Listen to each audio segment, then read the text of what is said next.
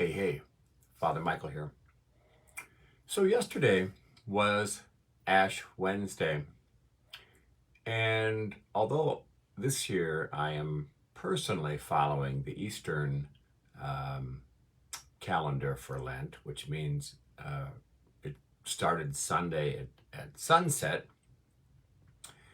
I was remembering yesterday um, all of the struggles of being raised an observant Roman Catholic as a child, very much focused on the legalistic forms of submitting to the rules of the institutional church, especially when it came to dietary restrictions, eating food.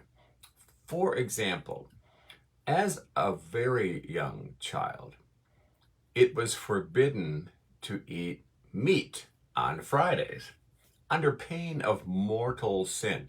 Mortal meaning it sucked all of the life-giving grace out of your soul and put you basically on the highway to hell unless you repented before you died.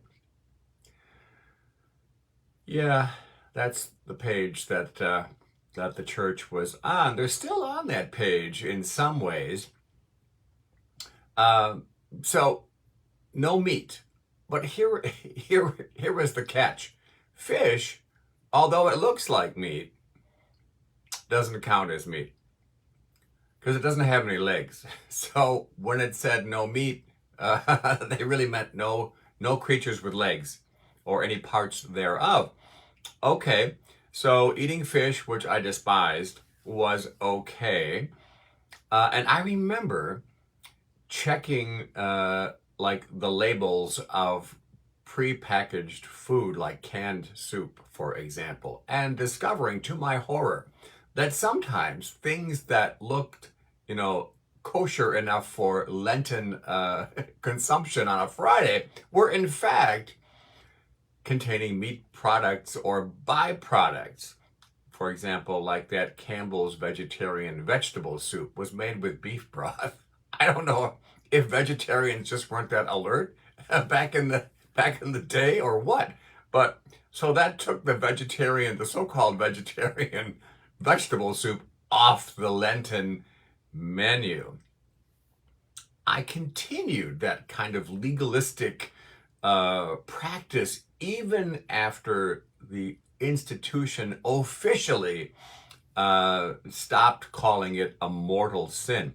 And even in those years of, obvious inconsistency in my life, for example, working as an underage bartender and after hours escort, I still didn't eat meat on Fridays in Lent until we were past midnight on a Friday night, because then I could legally, and scrupulously have a burger or a steak or something after my evening work was done.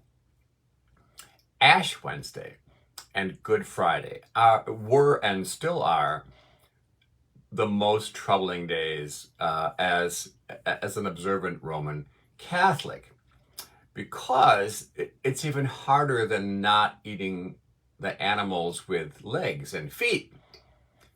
The rule of the church was and is that those are mandatory fast and abstinence days. So what does that even mean?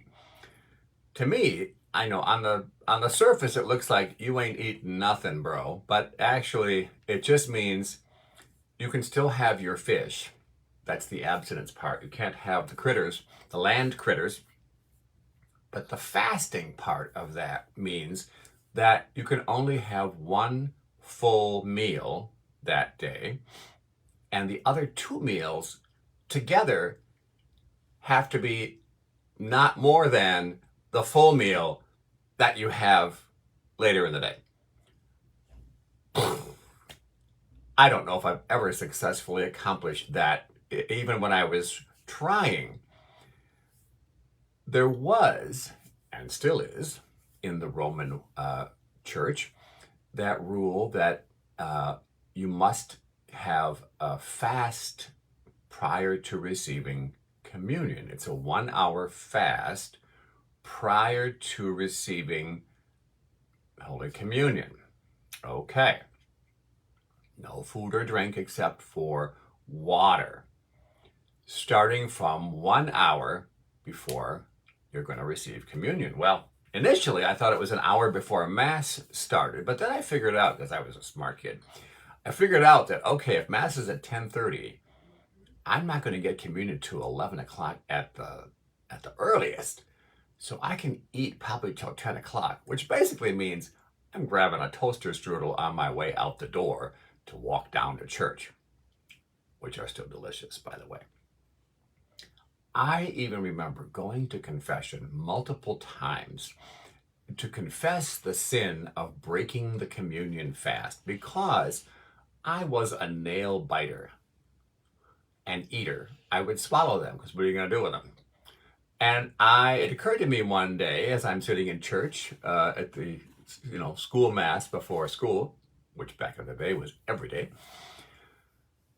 and I'm swallowing my fingernails, and I'm like, oh my God, I'm committing a mortal sin right now. So I would go to confession, like for years, and finally the priest, finally had a priest who was maybe listening to me, and he said, fingernails aren't food. So you don't need to confess that. I'm like, oh, okay, all right. Lots of legalistic nonsense, really, in retrospect. But it makes sense in the Roman mindset, because it's all about rules and consistency, and having a homogeneous, unified, which means identical, observance across the board. In all of that, I really missed the whole point of seasons like Lent. Lent is supposed to be a time to focus on kenosis and theosis. Kenosis meaning that purification of our hearts, surrendering all of those lesser things that get in the way of our trying to love God and love our neighbor, dying the small deaths before, the actual biological death. It has nothing to do with physical nourishment. Theosis, on the other hand, means basically we are nurturing the divine nature that we share with the one God. So we're letting go of lesser things on the one hand, and we are trying to nourish the divine nature that is, inherent in every human being. All of that tomfoolery that I got lost in as a kid had nothing to do with the reality. I was so focused on the physical nourishment, I just couldn't quite see it any other way. So, what we're really talking about is finding a menu, if you will, that is beyond rules and regulations and threats of eternal damnation and all of that. Although at the time I didn't fully understand or even appreciate what was part of my upbringing in Catholic schools, taught by the Sisters of St. Agnes.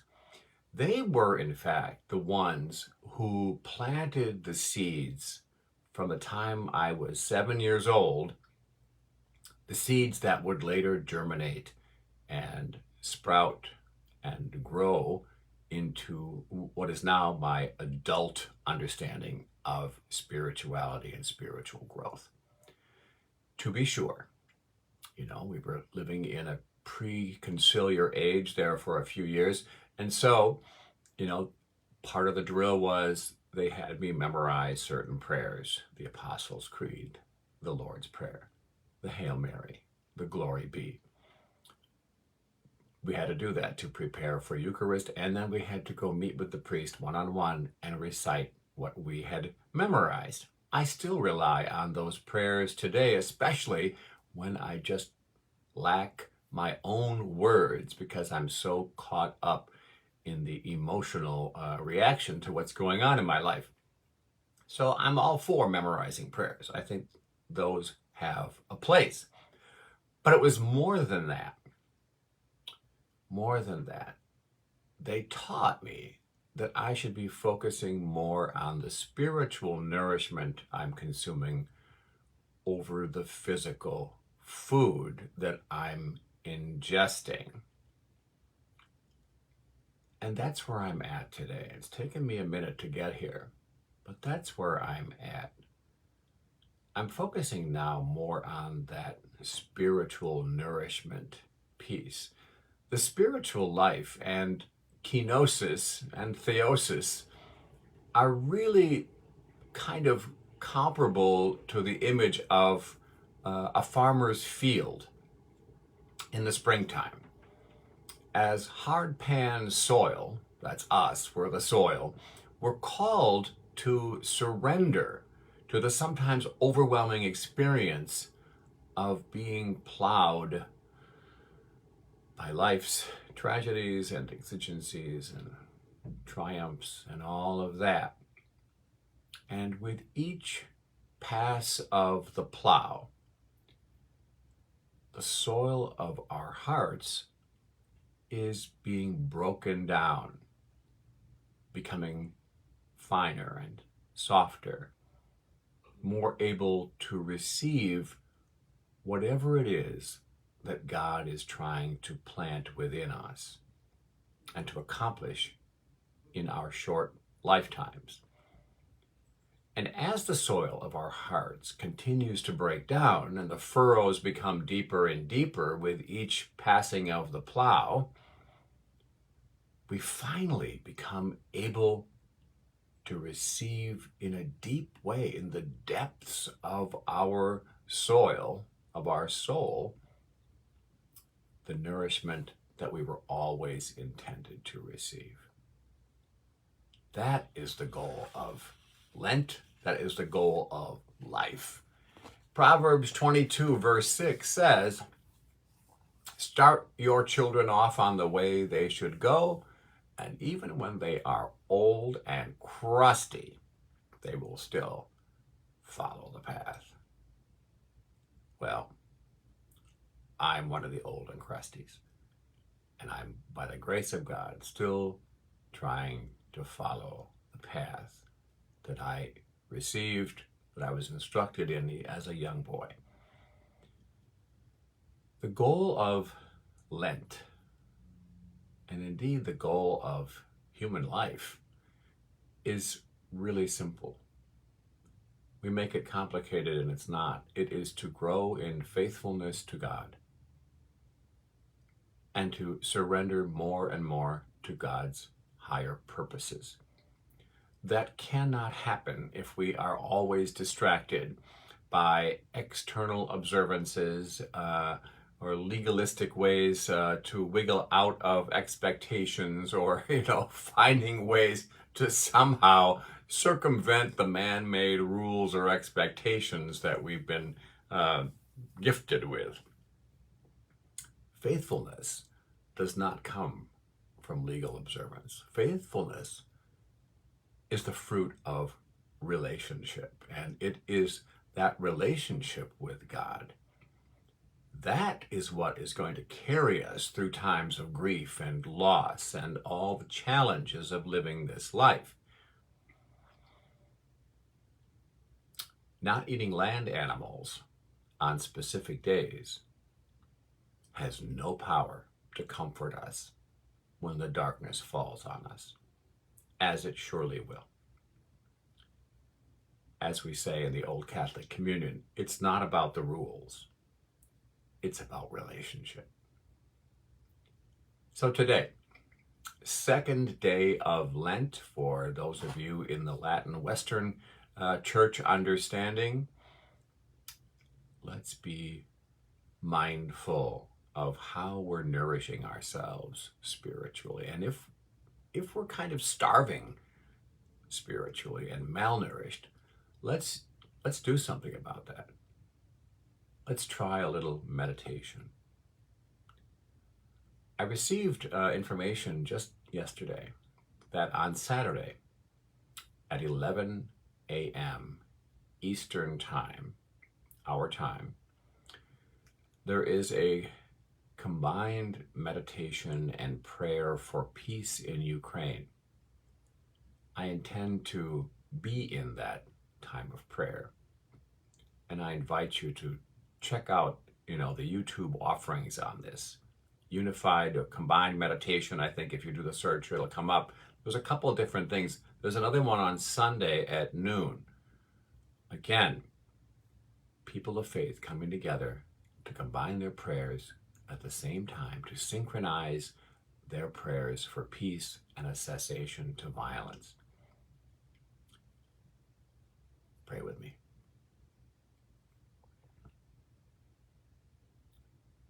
Mighty God, faithful Father, Mother, we come into your divine, healing, transfiguring presence in this moment, admitting humbly our need for relationship with you, our source and our destination.